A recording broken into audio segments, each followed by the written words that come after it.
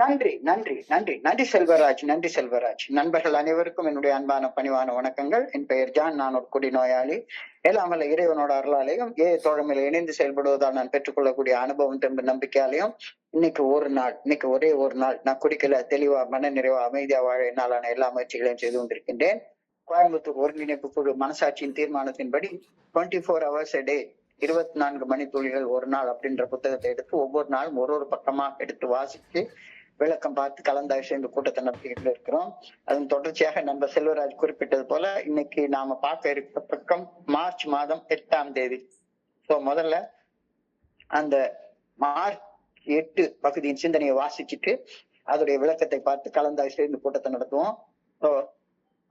நண்பர் செல்வராஜ் அவர்களை மார்ச் மாதம் 8ஆம் தேதி உள்ள சிந்தனையை வாசிக்குமாறு அன்போட பணியோட கேட்டுக்கொள்றேன். Over to you Selvaraj. March 8. Thank you. AA தோழமையின் இன்றைய சிந்தனை. ஏஏ தோழமையின் கூட்டங்களில் நாம் தவறாமல் பங்கேற்றாக வேண்டும். ஒரு மாறுபட்ட கோணத்தில் நம் சிந்தனையை திருப்ப நாம் கற்றுக்கொண்டாக வேண்டும். ஒரு குடிநோயாளியாக சிந்திப்பதில் இருந்து மாறி மன தெளிவுடன் சிந்திக்கும் மனிதர்களாக நாம் மாறியாக வேண்டும். நம் மனதிற்கு புதிய படிப்பினைகளை நாம் கற்பித்தாக வேண்டும். நம் சக குடிநோயாளிகளுக்கு பணி செய்ய நாம் முயன்றாக வேண்டும். நாம் குடிப்பதற்கும் கூத்தடிப்பதற்கும் செலவிட்ட அளவு நேரத்தையாவது ஏஏ தோழமையின் கூட்டங்களில் பங்கேற்பதற்கும் இறை அருள் பேராற்றலின் பிரசனத்தில் அமர்வதற்கும் நாம் செலவிட்டாக வேண்டும். நமது சக்திக்கு ஏற்றவாறு ஏஏ தோழமை பரிந்துரைக்கும் 12 படிகள் அடங்கிய மீட்படையும் செயல் திட்டத்தை நாம் கடைபிடித்தாக வேண்டும். என் குடிநோய் ஒரு பிரச்சனையை இறையருள் பேராற்றின் பாதங்களில் வைத்து விட்டேனா, இறைவனுடன் ஒத்துழைத்து வாழ்கின்றேனா? இன்றைக்கான தியானம். உண்மையான தோழமை தரும் மகிழ்ச்சி முழுமையான அளவில் எனதாகும். உண்மையான தோழமையில் நான் மகிழ்ந்து கொண்டாடுவேன். நான் இலவசமாக பெற்றுக்கொண்டதை பிறருக்கு இலவசமாக பகிர்ந்து அளித்தால் அற்புதமான மகிழ்ச்சி எனக்கும் திரும்ப வரும். ஆன்மீக சிந்தனை உள்ள மக்களுடன் நல் உறவுடன் வாழ்வதுவே இவ்வுலகை இறைவன் படைத்த படைப்பின் நோக்கமாகும். ஆன்மீக சிந்தனையுள்ள மக்களுடன் நல் உறவுடன் வாழ்வதுவே இவ்வுலகை இறைவன் படைத்த படைப்பின் நோக்கமாகும். இந்த படைப்பின் நோக்கத்தை உணர்ந்து பணிவு தரும் மகிழ்ச்சியையும் பேரானந்தத்தையும் பிறரிடம் பகிர்ந்து கொண்டால் புதியதொரு வாழ்வும் அளவற்ற அருளும் எனதாகும். இங்கேயே இப்பொழுதே இவ்வுலக பிரகாரமான வாழ்க்கையை ஒதுக்கி வைத்துவிட்டு தெய்வீக அமைதியுடனும் மகிழ்ச்சியுடனும் நிறைவான வாழ்வை என்னால் வாழ முடியும். இன்றைக்கான பிரார்த்தனை. உண்மையான ஆன்மீக தோழமையின் நான் உதவியை பெற்று நலமடைய வேண்டும் என பிரார்த்திக்கின்றேன். ஆன்மீக தோழமையில் இவ்வுலகில் இறைவன் தனது குழந்தைகளுடன் வாழ்கின்றார் என்ற உண்மையை நான் உணர வேண்டும் என்பதற்காகவும் பிரார்த்திக்கின்றேன். நன்றி சார். தேங்க்யூ. நன்றி நன்றி நன்றி நன்றி செல்வராஜ், நன்றி செல்வராஜ். நண்பர்கள் அனைவருக்கும் மீண்டும் ஒரு முறை அன்பான பணிவான வணக்கங்களை தெரிவித்துக் கொள்றேன். என் பெயர் ஜான். நான் ஒரு குடிநோயாளி. எல்லாமல்ல இறைவனோட அருளாலையும் ஏஏ தோழமையின் ஒப்பற்ற உதவியாலையும் இன்னைக்கு ஒரே ஒரு நாள் நான் குடிக்கல, தெளிவா மன நிறைவா அமைதியா வாழ என்னாலான எல்லா முயற்சிகளையும் செய்து கொண்டிருக்கின்றேன். இன்றைக்கு சிந்தனையின் மைய கரு மாத்தி யோசி அப்படின்னு சொல்லி ஒரு திரைப்பட பாடல் உண்டு. ஒரு திரைப்பட படம் கூட வந்தது. மாத்தி யோசி. Think different. நீங்க பெரிய பெரிய பெரிய பெரிய மேனேஜ்மெண்ட் ஸ்கூல்ஸ்ல எல்லாம் போய் படிச்சீங்கன்னா அவங்க அதை out of the box thinking அப்படின்னு சொல்லுவாங்க. மாத்தி யோசி. Mistakes are the secret of success. உன்னுடைய தவறுகள்ல இருந்து பாடத்தை கத்துக்கொண்டு மாத்தி யோசிக்க கத்துக்கோ அப்படின்ற கருத்தை இன்னைக்கு சிந்தனையில வலியுறுத்தி சொல்லியிருக்காங்க. நான் ஏஏ ஃபெலோஷிப்குள்ளார ஆரம்ப காலகட்டத்துல ஒரு சீனியர் மெம்பருடைய வீட்டுக்கு போயிருக்கிறப்ப அவருடைய லேப்டாப்ல மை நேம் இஸ் பில் அப்படின்ற திரைப்படத்தை நான் பார்த்தேன். மை நேம் இஸ் பில் அப்படின்ற ஒரு திரைப்படம். அந்த திரைப்படத்தை முதல் முறையில பாக்குறப்ப அந்த ஒரு சீனை வந்து ரொம்ப அழகாக அந்த டைரக்டர் வந்து எடுத்திருப்பாரு. நியூயார்க் நகரத்துல இருந்து ஆக்ரான் நகரத்துக்கு பில்டபிள்யூ அவர்கள் வியாபார விஷயமாக போறாரு. அந்த வியாபாரத்துல அன்னைக்கு வந்து அவருக்கு ஏகப்பட்ட நஷ்டம். நஷ்டம் மட்டும் இல்ல, 2-3 போலீஸ் கேஸ் ஆயிடுது. போலீஸ் என்கொயரி இவரை பண்றாங்க. அந்த நேரத்துல இவர் கிட்டத்தட்ட 6 மாசம் சோபராக இருக்கிறாரு. மே மாசம் 10ஆம் தேதி 1935 வருஷம். அந்த மே இல்ல, ஜூன் மாசம் 10ஆம் தேதி 1935 வருஷம். அன்னைக்கு வந்து அவர் அந்த ஹோட்டலுக்குள்ளார வர்ற நேரத்துல அவருக்கு அப்படியே பயங்கர மன அழுத்தம், டிப்ரெஷன்ல அந்த ஹோட்டல் ரூம்குள்ளார வருவாரு. அந்த சீன் எடுத்திருப்பாங்க. அந்த ஹோட்டல் ரூம்குள்ள வந்த உடனே அவருடைய கால் வந்து அவர் அறியாம ஒரு ரைட் ஹேண்ட் சைட்ல இருக்கக்கூடிய பாரை நோக்கி அவர் கால் போகும். போன உடனேயே அவருக்கு ஐயா இவ்வளவு தூரம் குடிச்சு கஷ்டப்பட்டு 6 மாசம் குடிக்காம இருந்திருக்கிறோம், இப்ப போய் மறுபடியும் குடிச்சா பழைய குருடி கதவை திருடின்னு நம்ம நிலைமை மோசமா போயிருமே அப்படின்னு அப்படி ஒரு ஸ்டெப் பின்னால வருவாரு. உள்ள போலான்னு நினைப்பாரு, பின்னால வருவாரு. அப்ப போய் பக்கத்துல இருக்கிற அந்த ரிசப்ஷனிஸ்ட ஒரு கேள்வி கேட்பாரு. பக்கத்துல யாராச்சும் ரொம்ப குடிச்சிட்டு கஷ்டப்படுற ஆல்கஹாலிக்ஸ் இருக்காங்களா அப்படின்னு சொல்லி கேட்பாரு. அந்த ரிசப்ஷனிஸ்ட் வந்து இவர் ஒரு வினோதமாக ஒரு பார்வை பார்க்கும். பார்த்துட்டு, இது ஒரு ஆக்ரான்ங்கிறது ஒரு குளிர் பிரதேசம், இங்க எல்லா பயிலும் குடிக்கத்தான் செய்யறான், இதுல எந்த ஆளுன்னு நான் சொல்லுவேன் அப்படின்னு. அதாவது out of the box thinking அப்படின்ற திங்கிங் வந்து அப்பதான் பில்டபிள்யூ அவருக்கு ஸ்டார்ட் ஆகுது. மாத்தி யோசிக்க ஆரம்பிக்கிறாரு. அதாவது இப்ப குடிக்கணும்ன்ற எண்ணம் எனக்குள்ளார வந்துருச்சுது. இந்த எண்ணத்தை நான் செயல்படுத்திட்டேன்னா மறுபடியும் என்னைய தூக்கி ட்ரீட்மெண்ட் சென்டர்ல போட்டுருவாங்க, பழைய வாழ்க்கைக்கு நான் போயிருவேன்.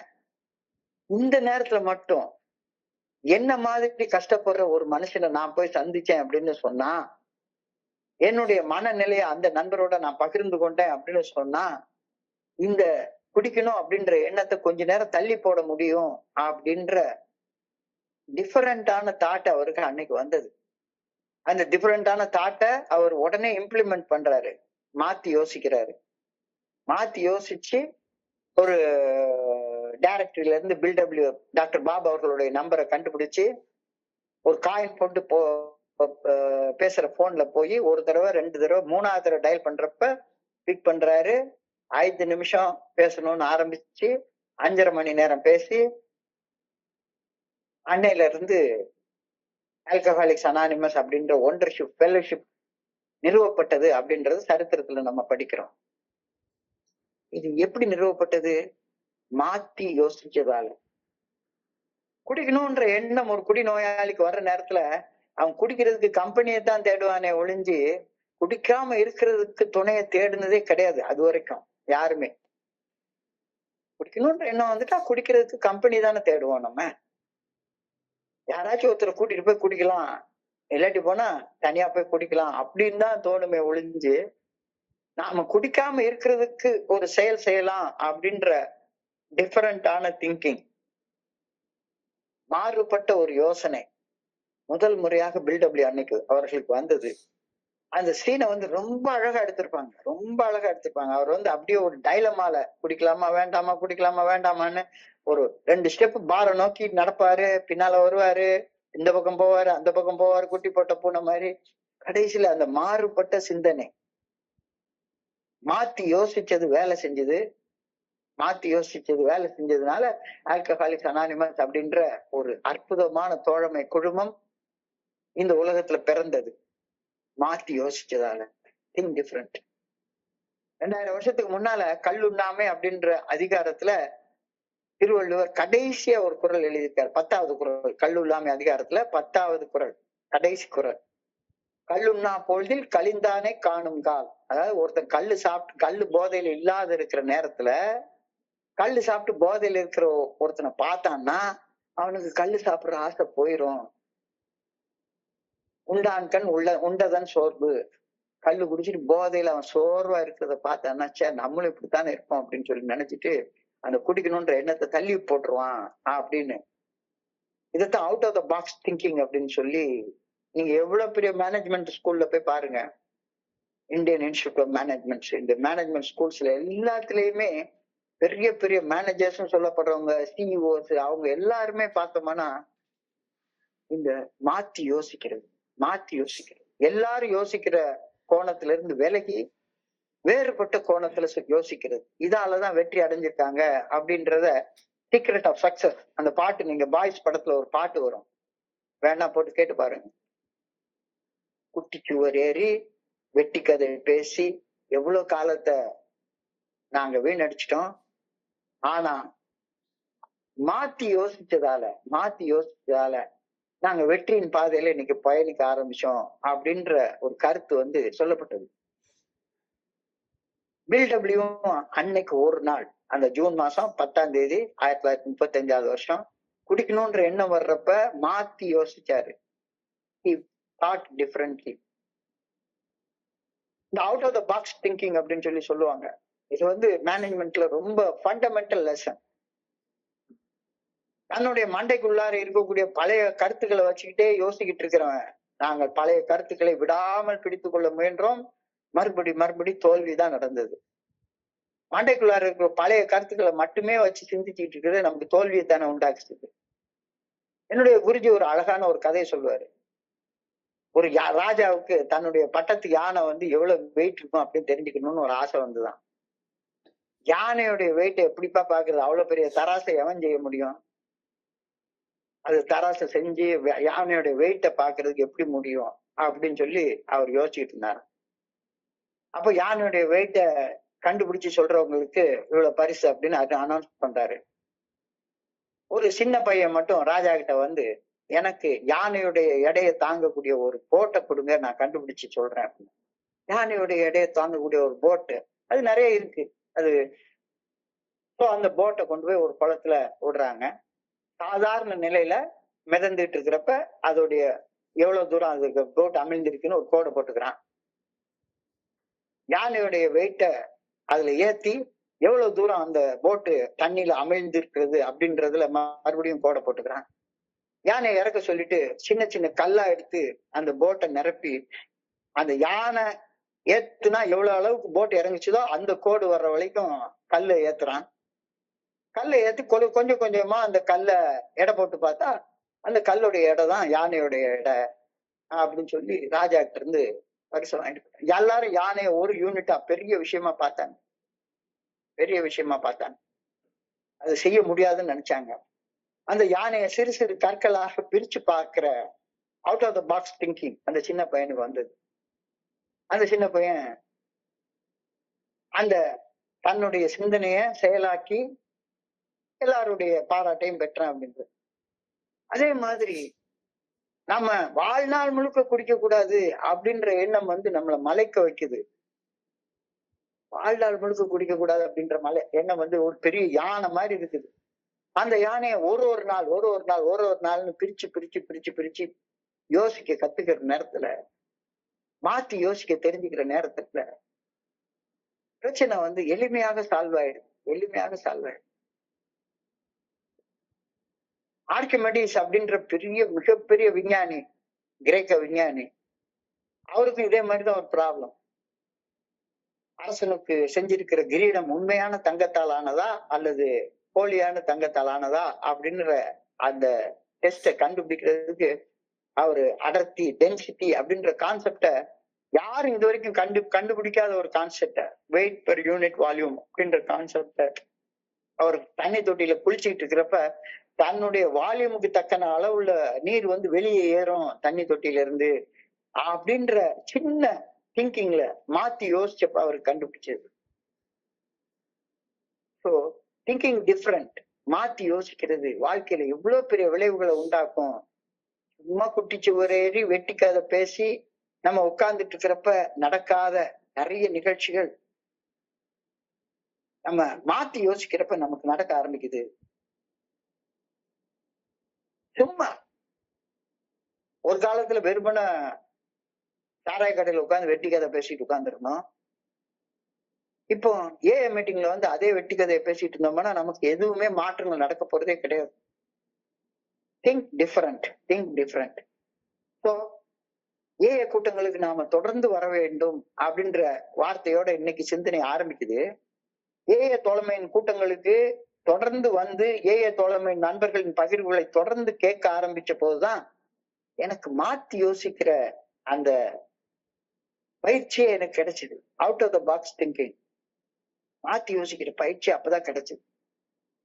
ஏஏ தோழமைக்கு வர்ற வரைக்கும், ஏஏ தோழமைக்கு வர்ற வரைக்கும் ஒரு செயல் செய்யணும் அப்படின்ற எண்ணம், ஒரு ஆசை, ஒரு இச்சை என் மனசுக்குள்ளார வந்துருச்சுது அப்படின்னு சொன்னா அந்த ஆசைய, அந்த இச்சைய, அந்த செயலை எப்படி செய்யறதுன்னு மட்டும்தான் நான் யோசிப்பேன்.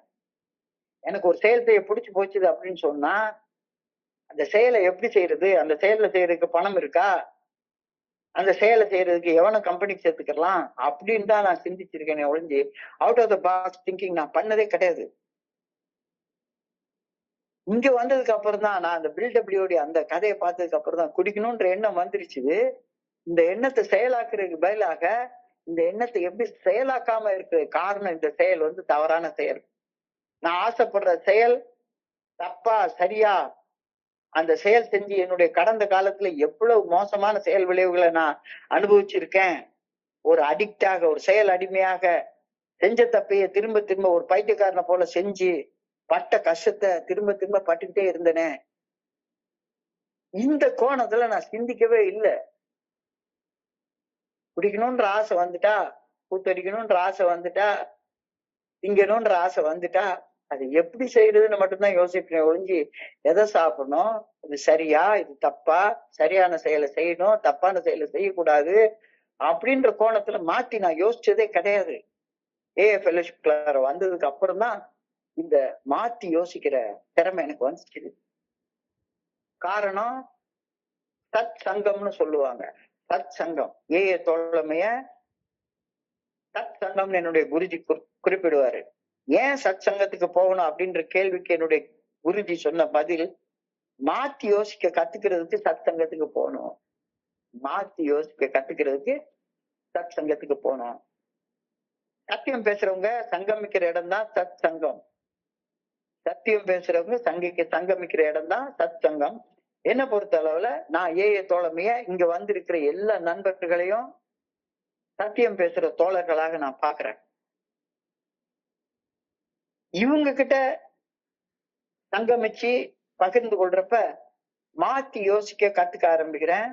திரும்ப திரும்ப திரும்ப திரும்ப வர்ற நேரத்துல எல்லாத்தையும் எல்லாரும் சிந்திக்கிற ஒரு சாதாரண சராசரி கோணத்துல சிந்திக்காம மாத்தி யோசிக்கிற கோணத்துல நான் சிந்திக்க ஆரம்பிக்கிறேன். இதைத்தான் இன்னைக்கு எழுதியிருக்காங்க, we must go to AA meetings regularly. இதான் இன்னைக்கு சிந்தனையுடைய முதல் வரி. மாத்தி யோசிச்சா தோல்வியை வெற்றியா மாத்திக்கலாம். Mistakes are the secret of success. மாத்தி மட்டும் யோசிச்சேன்னா நீ படு மோசமா தோத்து போய் நின்ற தோல்விய மிகப்பெரிய வெற்றியாக மாற்றி அமைச்சு கொள்ளலாம் அப்படின்ற கருத்தை தான் இன்னைக்கு சிந்தனையாக நமக்கு கொடுத்திருக்காங்க. மதுவின் முன்னால மிக மோசமாக கோரமாக தோத்து நின்ன தோல்விய மாத்தி யோசிச்சா அதே தோல்வியை வெற்றியா மாத்தி அமைச்சுக்க முடியும். இதைத்தானே நம்ம ஏஏல செஞ்சுக்கிட்டு இருக்கோம். மாத்தி யோசிச்சா மிக மோசமான தோல்விய வெற்றியாக மாத்திக்கொள்ள முடியும். அதுக்காக நாம ஏஏ மீட்டிங் ரெகுலரா போனோம். we must think differently. we must think differently. அப்ப learning to think differently is very crucial for success and fulfillment because our thoughts influence our feelings and actions. என்னுடைய சிந்தனைகள் என்னுடைய உணர்வுகளை பாதிக்குது, என்னுடைய உணர்வுகள் என்னுடைய செயல்களை பாதிக்குது. ஸோ என்னுடைய சிந்தனைகளை நான் மாத்திக்கிற நேரத்துல என்னுடைய உணர்வுகளையும் நான் மாத்திக்கொள்றேன். உணர்வுகள் மாறிடுச்சுன்னா நான் செயல்படுற செயலும் மாறுது அப்படின்ற கருத்தை இன்னைக்கு சிந்திச்சு பார்க்க நம்ம சொல்றாங்க. Learning to think different is very crucial for success and fulfillment because our thoughts influence our feelings and feelings influence our actions. என்னுடைய சிந்தனைகள் என்னுடைய உணர்வுகளை பாதிக்குது. என்னுடைய உணர்வுகள் என்னுடைய செயலாற்றும் விதத்தை பாதிக்குது. ஸோ நான் செயலாற்ற விதத்துல மாற்றங்கள் கொண்டு வரணும் அப்படின்னு சொன்னா என்னுடைய உணர்வுகள்ல ஒரு மாற்றத்தை கொண்டு வரணும். என்னுடைய உணர்வுகள்ல மாற்றத்தை கொண்டு வரணும்னா நான் சிந்திக்கிற விதத்துல ஒரு மாற்றத்தை கொண்டு வரணும். எவ்ரிதிங் இஸ் கிரியேட்டட் ட்வைஸ் அப்படின்ற ஒரு கான்செப்ட சொல்லுவாங்க. Everything is created twice. எல்லாமே 2 முறை உருவாக்கப்படுகிறது. இது எல்லாரும் ஒப்புக்கொள்ள வேண்டிய ஒண்ணு. 2 முறை உருவாக்கப்படுகிறதுன்னா என்ன? ஒரு செயல் செய்ய ஒரு மனிதனாகிய நான் ஒரு எண்ணத்தை எண்ணும் போது முதல்ல என்னுடைய எண்ணங்கள் மற்றும் சிந்தனைகளின் மூலமாக அந்த செயல் எப்படி செய்யறது அப்படின்னு மனசுக்குள்ளார அந்த செயலை உருவாக்குறேன். அந்த செயல் செய்ய வேண்டிய திட்டத்தை அந்த செயல் செய்வதற்கு முன்னாலேயே என்னுடைய மனசுல உருவாக்கி கொள்றேன், உருவகப்படுத்திக் கொள்றேன். முதல்ல அந்த செயல் என்னுடைய மனசுலதான் திட்டமிட்டு உருவாக்கப்படுகிறது. அதுக்கு அப்புறம்தான் அந்த செயல் என்னுடைய கைகளால செய்யப்படுகிறது. இதுதான் உண்மை. நான் ஒரு ஒரு கட்டடம் கட்ட போறேன்னு வைங்களேன். நான் ஒரு சிவில் இன்ஜினியர். நான் ஒரு கட்டடம் கட்ட போறேன்னா எடுத்த உடனே மடப்பாறையும் மண்வெட்டியும் கடப்பாறையும் தூக்கிட்டு சைட்டுக்கு போவேன். அந்த சைட் என்னோடதா? சைட் வாங்கியிருக்கேன்னா பத்திரம் இருக்கா? பிளான் அப்ரூவ் பண்ணிருக்கிறேன்னா? அந்த பிளான் நான் முதல்ல போட்டேன்னா, பிளான் என்றால் திட்டம், என்ன வீடு கட்டுறேன்னு நான் திட்டம் போட்டேன்னா, சோ என்னுடைய மனசுக்குள்ளார ஒரு செயலை முடிக்கிறதுக்கு முன்னாலேயே அகக்காட்சியில அந்த செயலை நான் உருவகப்படுத்தி பாக்குறேன். அந்த செயலை உருவகப்படுத்தி பாக்குறேன். அதுக்கு அப்புறம் தான் கையால செய்யறேன்.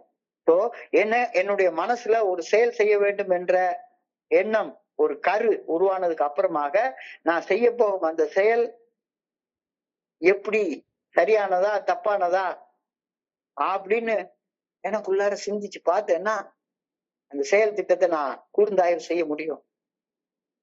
நான் செய்யக்கூடிய செயல் தீமையானது அப்படின்னு என்னுடைய மனசாட்சி உறுத்தும்னா மாத்தி யோசிச்சு அந்த செயல் செய்யறது தவிர்க்கிற சக்தி எனக்கு எப்பவுமே இருக்கு. எனக்கு எப்பவுமே இருக்கு. இந்த சக்திய நான் உபயோகப்படுத்தாம பல வருட காலம் வாழ்ந்துட்டேன். ஏன்? மாத்தி யோசிச்சதே கிடையாது. மாத்தி யோசிச்சதே கிடையாது. நான் என்னுடைய மனசுக்குள்ளார செய்ய போகும் செயலை பற்றி சிந்திக்கும் போதே எனக்கு நானே உண்மையாக இருந்து அந்த செயல் செய்யலாமா வேண்டாமா அப்படின்னு உறுதியாக தீர்மானித்து அந்த செயலை செய்யவும் செய்யலாம், அல்லது அந்த செயலை செய்யறது தவிர்க்கவும் செய்யலாம். என் கையில தான் இருக்கு. தீர்மானம், முடிவு எப்பவுமே என் கையில தான் உள்ளது அப்படின்றத நான் மறக்கவே கூடாது. யார் கையில இல்லை, என் கையில தான் இருக்கு. ஸோ நீ மாத்தி யோசிச்சேன்னா அந்த செயல் செய்யறது சரியா தப்பா அப்படின்னு யோசிச்சேன்னா, எப்படி செய்யறது, நான் பிடிச்சதை செய்வேன் பிடிக்காத செய்ய மாட்டேன் அப்படின்ற சிந்தனையில இருந்து மாத்தி இந்த செயல் செய்யறது சரியானதா தப்பானதா அப்படின்ற கோணத்துல நான் மாத்தி யோசிக்க ஆரம்பிச்சேன்னா என்னுடைய வாழ்க்கையை மேம்பட்ட நிலைகளுக்கு கொண்டு போகலாம். ஏன் மாத்தி யோசிக்கணும்? ஏன்னா மாற்று சிந்தனைகளே ஒரு செயல் செய்வதால் பெறப்போகும் வெற்றியையும் தோல்வியையும் நிர்ணயம் செய்கின்றன. மாற்றி யோசிப்பதால் என்னுடைய வாழ்க்கை வளர்ச்சி காண ஆரம்பிக்கின்றது. மாற்றி யோசிப்பதால் என்னுடைய பிரச்சனைகளுக்கு தீர்வு காண ஆரம்பிக்கிறது. மாற்றி யோசிப்பதால் புதிய கருத்துக்களை எனக்குள்ளார நான் உருவாக்கி கொள்றேன். Out of the box thinking அப்படின்னு சொல்லுவாங்க. எப்பவே மண்டைக்குள்ளார இருக்கக்கூடிய பழைய கருத்துக்களை வச்சு விடாம புடிச்சுக்கிட்டு அதே கோணத்துல பேசினதே பேசிட்டு அரைச்சுக்கிட்டு அப்படியே வாழ்ந்து கொண்டிருந்தேன்னா, செஞ்சதே செஞ்சுக்கிட்டே இருந்தேன்னா நடந்ததே தானே நடந்துகிட்டே இருக்கும். மாத்தி யோசிக்க கத்துக்கோ. திங்க்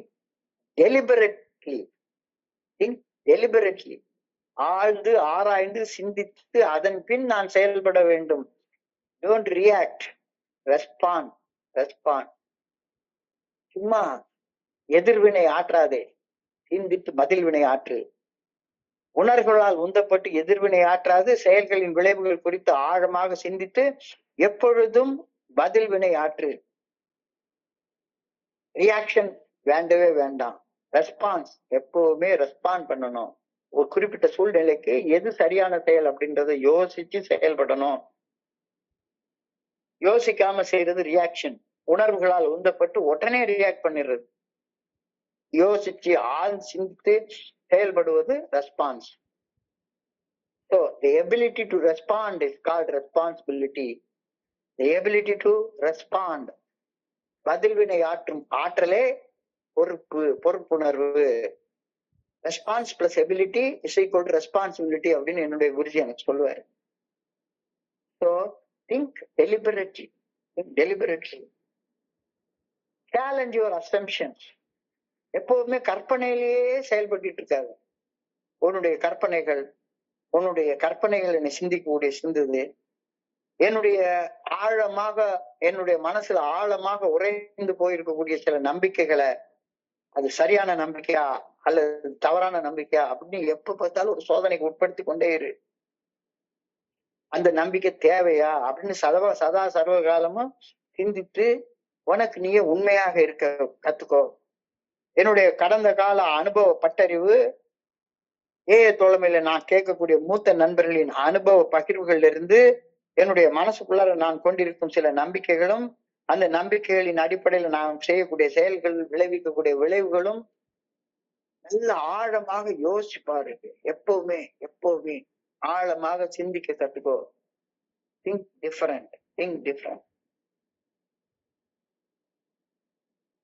அழகா சொல்லுவாங்க, பிரெயின் ஸ்டார்ம் வித்வுட் ஜட்ஜ்மெண்ட். எண்ணங்களை கவன குறிப்போட சிந்திச்சு பாரு. எப்பவுமே ஆழமாக சிந்திக்கிறது ஒரு பழக்கமா மாத்திக்கோ. சும்மா எடுத்தோம் கவுத்தோம் அப்படின்னு செயல் பண்ண வேண்டாம். எண்ணங்களை கவன குறிப்போட ஆழமாக சீர்தூக்கி பார்த்து சரியான தீர்மானத்திற்கு வந்து அதுக்கு அப்புறமா செயல்படுற பழக்கத்தை உனக்குள்ளார உருவாக்கிக்கோ. இதெல்லாம் ஃபெலோஷிப்லார தொடர்ந்து வர்றப்ப எனக்கு கிடைக்கக்கூடிய பலன்கள். Explore multiple perspectives. ஒரே செயலை செஞ்சு ஒரே செயல்தான், அதை காலமறிந்து இடத்தால் செய்யும் போது வேற வேற விளைவுகள் உண்டாகுது. ஒரே செயல்தான், பட்டுன்னு கோவப்பட்டு ஏதாச்சும் ஒரு செயலை செய்யறத காலமறிந்து இடத்தால் செய்யும் போது விளைவுகள் வேற வேறையா இருக்குது. எனவே செயல் செய்யும் முன்னால பல்வேறு கோணங்கள்ல சிந்திச்சு பார்க்க பழகிக்கோ, மாத்தி யோசிக்க பழகிக்கோ. கார்பெண்டர்ஸ் ரூல்னு ஒண்ணு சொல்லுவாங்க. கார்பெண்டர்ஸ் ரூல் இன்ஜினியரிங்ல கார்பென்ட்ரி கிளாஸ்ல அந்த மாஸ்டர் வந்து கத்து தருவார். பெரிய கொட்டை எழுத்துல எழுதி போட்டிருப்பாங்க. என்ன எழுதி போட்டிருப்பாங்க? Measure twice, cut once. ஒரு தடவைக்கு 2 தடவை 3 தடவை அளந்து பாத்துக்கோ. 10 சென்டிமீட்டர் இருக்கணும்னா 10 சென்டிமீட்டர் 10.1 சென்டிமீட்டர் இருக்கணும் அப்படின்னு சொன்னா கரெக்டா அளந்துக்கோ. அளந்து ஒரு தடவைக்கு 2 தடவை 3 தடவை அளந்து பாத்துக்கோ. ஏன்னா வெட்டினதுக்கு அப்புறமா திரும்ப ஒட்ட வைக்க முடியாது. Measure twice, cut once. அது வந்து கார்பெண்டர்ஸ் ரூல்னு சொல்லுவாங்க. Explore multiple possibility. செயல் செய்யறதுக்கு முன்னால யோசி. வருமுன் காப்பவனே அறிவாளி, துயர் வந்த பின்னே துடிப்பவன் தான் ஏமாளி அப்படின்னு ஒரு அழகான பாட்டு உண்டு. செயல் செய்யறதுக்கு முன்னால யோசி. செயல் செய்ததுக்கு அப்புறமாக உட்கார்ந்து வருத்தப்பட்டு உட்கார்ந்து இருக்காத. பேரறிஞர் சாக்ரட்டிஸ் அவர்கள் ஒரு பொன்மொழி சொல்லுவாரு, எனக்கு எதுவும் தெரியாது அப்படின்றது மட்டும்தான் எனக்கு தெரியும் அப்படின்னு மிக மிக நகைச்சுவையாக அவர் ஒரு அழகான ஒரு கருத்து சொல்லுவார். Embrace not knowing. அடுத்தவங்களோட பகிர்வுகள்ல இருந்து ஒரு ஒப்பீனியனை கேட்டு ஒரு முடிவுக்கு வர்றதுக்கு எப்பவுமே பழகிக்கிறது எப்பவுமே நல்லது. அதுக்குதான் ஒரு ஸ்பான்சருடைய உதவி எனக்கு தேவை. அவருடைய அனுபவத்தை எப்பவுமே கேட்டு கேட்டு கேட்டு கேட்டு முடிவுகள் எடுக்கிறது என்னுடைய வாழ்க்கையில முன்னேற்றத்துல போறதுக்கு, மாத்தி சிந்திக்கிறதுக்கு எனக்கு யூஸ்ஃபுல்லா இருக்கும். Actively seek new information. ஒரு செயல் செய்வதற்கு முன்னால அந்த செயல் செய்வதால உருவாகவுள்ள செயல் விளைவுகள் குறித்து மூத்தவர்களின் அனுபவங்களை காது கொடுத்து கேளு. You can train your mind to think differently. நிச்சயமாக உன்னால முடியும். தோல்மைக்கு அதனாலதான் திரும்ப திரும்ப திரும்ப திரும்ப வந்துட்டே இருக்கிறோம். வழக்கமான பாதையில சிந்திக்கிறத விட்டுட்டு என்னுடைய பழக்க அடிமைத்தனத்தின் பாதையில சிந்திக்கிறத விட்டுட்டு மாத்தி யோசிக்க கத்துக்கிறதுக்காக தான் தோழமைக்கு வர்றேன். I can train my mind to think differently. நான் எனது மனித மூளை சிந்திக்கும் விதத்தை திருத்தி அமைத்துக் கொள்ள என்னாலான எல்லா முயற்சிகளையும் செய்ய முடியும். மனசை பழக்கப்படுத்துறதுதான் கல்வி. சித்திரமும் கைப்பழக்கம், செந்தமிழும் நாப்பழக்கம், வைத்ததோர் கல்வியும் அவரவர்தம் மனப்பழக்கம். மனசை பழக்கப்படுத்திக்கிறது பேர் தான் கல்வி. மனசை சரியான வகையில சிந்திக்க பழக்கப்படுத்திக் கொள்றது. மாத்தி மாத்தி மாத்தி மாத்தி சிந்தனை செய் மனமே, செய்தால் தீவினை அகன்றிடுமே. Think think think think think think 3 தடவை யோசிக்க சொல்றாங்க. உன்னுடைய கடந்த கால அனுபவங்களை சீர்தூக்கி பாரு, மனப்பக்குவத்தோட ஏற்றுக்கொள்ளக்கூடிய விஷயத்த பாரு. நிகழ்காலத்தை எதை திருத்திக் கொள்ள முடியும் அப்படின்னு நிகழ்காலத்தை குறித்து சிந்திச்சு பாரு. மாற்ற முடியாததை ஏற்றுக்கொண்டு மாற்றக்கூடியதை மாற்றிக்கொண்டு வாழ்ந்தால் எதிர்காலம் எப்படி வித்தியாசமாக அமையும் என்று சிந்திச்சு பாரு. Train your mind to think differently. மனசை பழக்கப்படுத்திக்கொள். Develop the skill of thinking differently. I continuously develop the skill constantly after coming to AA fellowship. தொடர்ந்து AA கூட்டங்களுக்கு வர வர வர வர வர மாத்தி யோசிக்கவும் மாத்தி சிந்திக்கக்கூடிய கலையை நான் கத்துக்கிட்டே வர்றேன். ஒரே பொருளை இப்ப இன்னைக்கு இந்த தாட் ஃபார் த டே யோசிக்கிற நேரத்துல எனக்கு ஒரு சிந்தனை வருது. அவுட் ஆஃப் த பாக்ஸ் திங்கிங்ல மறுபடியும் இந்த சிந்தனை எங்க இருந்து ஏன் இந்த காரணத்தை கொடுத்துருக்காரு அப்படின்னு உட்கார்ந்து ஆழமா சிந்திக்கிறப்ப மனசு பழக்கப்பட ஆரம்பிக்குது. ஷார்ப்பாக ஆரம்பிக்குது. It is the skill that can be cultivated and honed with practice and mindset shifts. என்னுடைய மனநிலை மாற்றங்களை கொண்டு வர்றதுக்கு, அதாவது ஒரு வார்த்தைய தொண்டை வரைக்கும் வந்துருச்சு, இந்த வார்த்தையை பேசிடணும் அப்படின்னு, அந்த நேரத்துல கடைசி பிராக்ஷன் ஆஃப் செகண்ட்ல என்னுடைய சிந்தனையை மாற்றி பேசக்கூடிய வார்த்தையை மாத்திடுறது. கடைசி செகண்ட்ல எத்தனையோ செயல்களை மாத்தி இருக்கிறேன் நான். இல்ல இது வேண்டாம். அண்டர்ஸ்டாண்ட் நியூரோ பிளாஸ்டிசிட்டி அப்படின்ற ஒரு வார்த்தைய உளவியல் விஞ்ஞானிகள் எல்லாம் சொல்றாங்க. நியூரோ பிளாஸ்டிசிட்டி என்னுடைய மனித மூளை தன்னைத்தானே மாற்றி அமைத்து புதிய அனுபவங்களை பெற்று கற்றுக்கொள்ளும் தன்மை வாய்ந்தது. ஒவ்வொரு மனுஷனுடைய மூளைக்கும் அந்த உண்டு, பிளெக்சிபிலிட்டி உண்டு, நெகிழ்வு தன்மை உண்டு. ஒவ்வொரு மனித மூளையும் நெகிழ்வு தன்மை உடையதுதான். ரிஜிடா இருக்காத, எந்த நேரத்திலும் ரிஜிடா இருக்காத, பிளெக்சிபிளா இரு. நெகிழ்வு தன்மை என் மனித மூளைக்கு என்பதை உண்டு என்பதை நான் கற்றுக்கொள்ள வேண்டும். அதைத்தான் நியூரோ பிளாஸ்டிசிட்டி அப்படின்னு சொல்றாங்க. Foster growth mindset. எப்பவுமே வளர்ச்சி தான் முக்கியம். நேரத்தையோட இன்னைக்கு ஒரு இன்ச்சாவது வளர்ந்துருக்கணும்.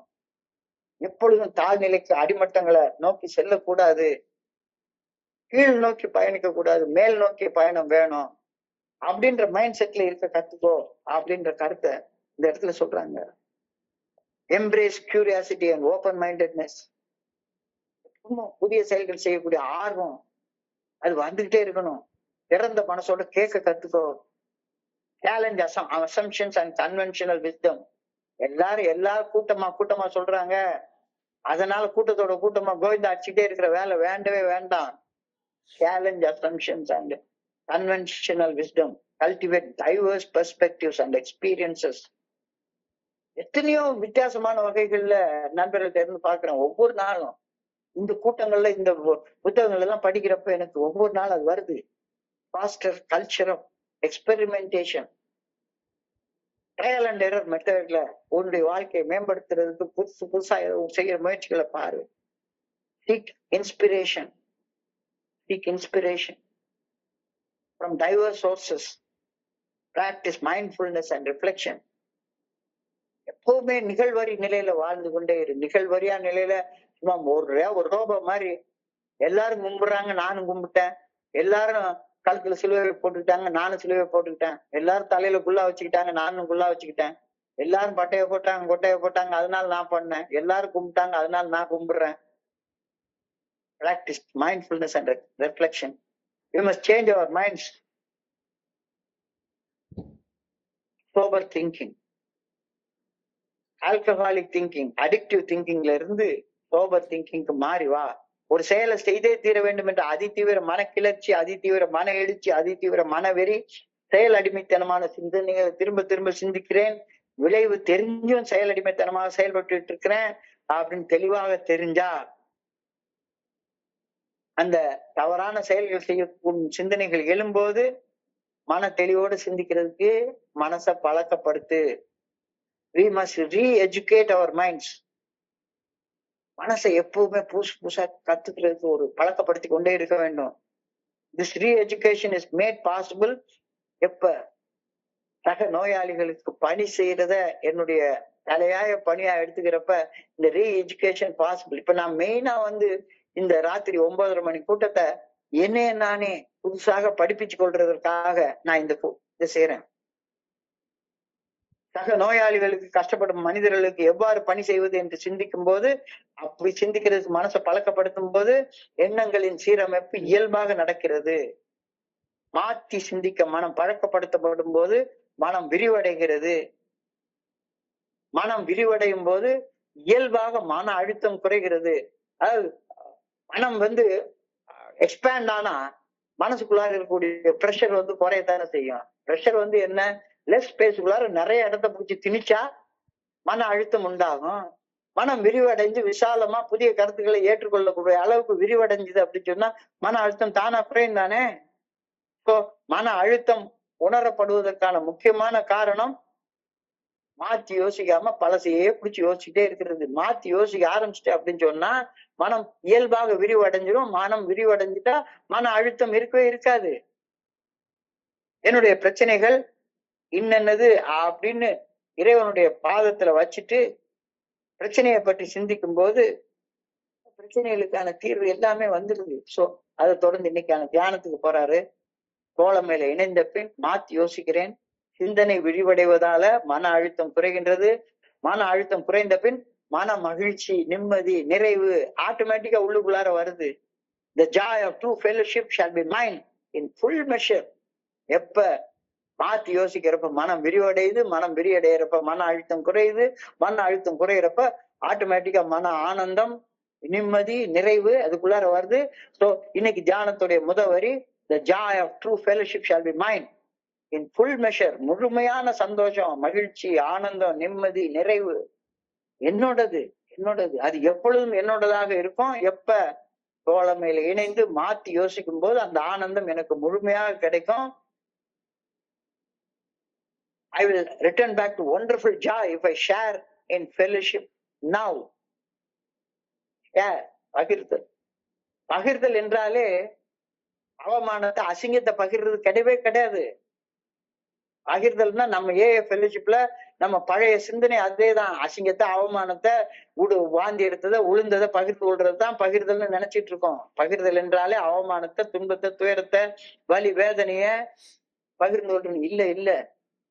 என்னுடைய அவமானத்தை, துன்பத்தை, வலி, வேதனைய இறைவனுடைய உதவியால ஆனந்தமாக, மகிழ்ச்சியாக, சந்தோஷமாக எப்படி மாத்தி அமைச்சேன் அப்படின்றத பகிர்ந்து கொள்ளப்பதான் அது இன்னொரு மனுஷனுக்கு மாத்தி யோசிக்க உதவியாக இருக்கும். Fellowship among spiritually minded people is the embodiment of God's purpose in the world. சத் சங்கம். அதனாலதான் அந்த ஆரம்பத்துல சொன்னேன், புத்தம் சரணம் கச்சாமி, தம்மம் சரணம் கச்சாமி, சங்கம் சரணம் கச்சாமி. அந்த புத்தம்னா யார் புத்த நிலைய நாடுறாங்களோ அதுதான் என்னுடைய வாழ்க்கையுடைய குறிக்கோளாக இருக்கணும். அதுக்கான பாதை தம்மம், அறம், 12 படிகளுடைய மீட்புடைய செயல் திட்டம், அந்த பாதைதான் என்னுடைய நோக்கமாக இருக்கணும். அந்த பாதையில பயணிக்கிறவங்க கூட மட்டும்தான் சங்கமிக்கணும். சங்கம் சரணம் கச்சாமி அப்படின்னா சங்கமித்தல். யாரு கூட? யார் அற பாதையில செயல்படுறாங்களோ அவங்க கூட மட்டும் சங்கமிங்க. உங்ககிட்ட உதவி கேட்டாங்கன்னா யாருக்கு வேணாலும் உதவி செய்யறதுக்கு தயாராக இருங்க. ஆனா ஃபெல்லோஷிப் என்பது யாரு கூட? அற வழியில நடக்கிறவங்க கூட மட்டும்தான் சங்கமம். தோழமை என்பது ஆன்மீக சிந்தனை உள்ள மனிதர்களோடு ஒன்றரை கலப்பது, ஒன்றரை கலந்து ஒற்றுமையாக வாழ்வது. யாரு கூட? அற வழியில நடக்கிறவங்களோட. வேற யாரு கூட சங்கமிக்கிறதே கிடையாது. This realisation will bring a new life of joy. சங்கமத்துல உள்ள சத் சங்கத்துல உள்ள நண்பர்களோட இருக்கிறப்ப ஆட்டோமேட்டிக்கா மகிழ்ச்சி இயல்பாக இயற்கையாக வரும். பகிர்வதால இந்த பூமியில ஆனந்தமாக பயணம் செய்ய ஆரம்பிப்போம். I can truly live a life not of earth but of heaven. இந்த பூமியிலேயே ஒரு சொர்க்கத்தை நானே உருவாக்கி அந்த சொர்க்கத்துல வாழ முடியும். எப்ப மாத்தி யோசிச்சு அந்த மாத்தி யோசிக்கிற அந்த அனுபவத்தை சக நண்பர்களோட பகிர்ந்து கொள்ற நேரத்துல எனக்கு ஒரு அற்புதமான வாழ்க்கையை என்னால உருவாக்கி கொள்ள முடியும் அப்படின்ற கருத்து சொல்றாரு. I can truly live a life not of this earth but a life of heaven on earth. எப்படி அழகான வாழ்க்கை. அதுக்காக பிரார்த்தனை பண்ணி I pray that I may be helped and healed by the true spiritual religion. இந்த மாதிரி நண்பர்களோட தோழமையில இருக்கிறதுனால எனக்கு மாத்தி யோசிக்க கத்துக்கொண்டு மாத்தி யோசிச்சதால வாழ்க்கையில ஒரு அற்புதமான வாழ்க்கையை எனக்கு நானே சிரிச்சு கொள்ள ஆண்டவா எனக்கு உதவுன்னு உன்னை வேண்டிக்கிறேன். I pray that I may sense his presence in spiritual fellowship with his children. இறைவனுடைய குழந்தைகள் என்று தன்னை உணர்ந்த நண்பர்களோட தோழமையில பயணிச்சு என்னுடைய வாழ்க்கையிலையும் ஒரு அற்புதமான மகிழ்ச்சி நிம்மதி நிறைந்த ஒரு வாழ்க்கையை உருவாக்கி கொள்ளணும்னு நான் வேண்டிக் கொள்றேன். ரொம்ப ஒரு அழகான ஆழமான சிந்தனை ஆரம்பிக்கிற இடம் எங்க ஆரம்பிக்குது? திங்க் டிஃபரண்ட், மாத்தி யோசி. Secret of success. பில்டபிள்யூடைய அந்த மாத்தி யோசிக்கிற தன்மை. குடிக்கணும் அப்படின்னு சொல்லிட்டா உடனே எப்படி குடிக்கிறது, குடிக்கிறதுக்கு பணம் இருக்கா அப்படின்னு சிந்திக்கிறதுக்கு பதிலாக நான் குடிச்ச செயல் என்னை எந்த நரகத்துக்கு கொண்டு போய் விட்டுச்சுது, இந்த செயல் செய்யாம இருக்க என்ன செய்யணும், குத்தடிக்கணும்ன்ற ஒரு செயல், பிறன் மனை நோக்கணும் அப்படின்ற எண்ணம் என் மனசுக்குள்ளார உதிச்சுட்டா உடனே ஒரு காலத்துல மாத்தி யோசிக்கவே மாட்டேன். அந்த சிந்தனையிலேயே உட்கார்ந்து யோசிச்சு வந்த புண்ண நோண்டி நோண்டி நோண்டி நோண்டி பெருசாக்கி செட்டே போயிடுவேன். மாத்தி யோசிக்க கத்துக்கிறேன். மாத்தி யோசிக்கிறதுக்காக தான் ஏஏ ஃபெலோஷிப் வர்றேன். ஏஏ ஃபெலோஷிப் வர்றப்ப இது ஒரு சத் சங்கம் அப்படின்றது எனக்கு புரியுது. சத்தியத்தை பேசக்கூடிய மனிதர்கள் சங்கமிக்கக்கூடிய இடம். சத்தியம் பேசாத மனிதர்களுக்கு இங்க இடமே கிடையாது. அதுக்காக நான் ஏஏ மீட்டிங் தொடர்ந்து வர்றேன். ஏஏ மீட்டிங் தொடர்ந்து வர வர வர வர the joy of fellowship shall be mine. இங்க வர்றப்ப மகிழ்ச்சி. அந்த ஏஏ ஃபெலோஷிப் வர்ற நேரத்து மூஞ்சி தூக்கி வச்சுட்டு உடல் நடுக்கத்தோட, உடல் நிறைஞ்ச பயத்தோட, வெறுப்போட, மன கசப்போட, பல மனிதர்களோட பகையோட தான் இந்த ஃபெலோஷிப்குள்ளார வந்தேன். இங்க வந்ததுக்கு அப்புறமாக முழுமையான சந்தோஷம், மகிழ்ச்சி, ஆனந்தம், நிம்மதி, நிறைவு என்னோடது. அது எப்பொழுதும் என்னோடதாக இருக்கும். எப்ப ஃபெலோஷிப்ல இணைஞ்சு மாத்தி யோசிச்சு என்னுடைய செயல்கள்ல மாற்றத்தை கொண்டு வந்தால் என்னுடைய பழைய வாழ்க்கை மாற்றி அமைக்கப்படும். There will come back a wonderful joy if I share in fellowship. இந்த ஃபெலோஷிப்போட என்னுடைய அனுபவங்களை நான் பகிர்ந்து கொண்டால் பகிர்தல் என்பது என்னுடைய அவமானத்தை, துன்ப துயரத்தை, அசிங்கத்தை, வலி வேதனையை இறைவனுடைய உதவியால ஆனந்தமான, மகிழ்ச்சியான, சந்தோஷமான, நிம்மதியான வாழ்க்கையாக மாற்றியதுதான் அனுபவம். அந்த அனுபவத்தை பகிர்ந்து கொள்றப்ப உன்னுடைய மகிழ்ச்சி இரட்டிப்பாகும். So be in fellowship with spiritually minded people. Embody them. That is God purpose of the world. அதான் இறைவன் படைத்த நோக்கம். சும்மா டாம் டிக்கன் ஹாரியோட எல்லாம் பயணிச்சுட்டு இருக்காத.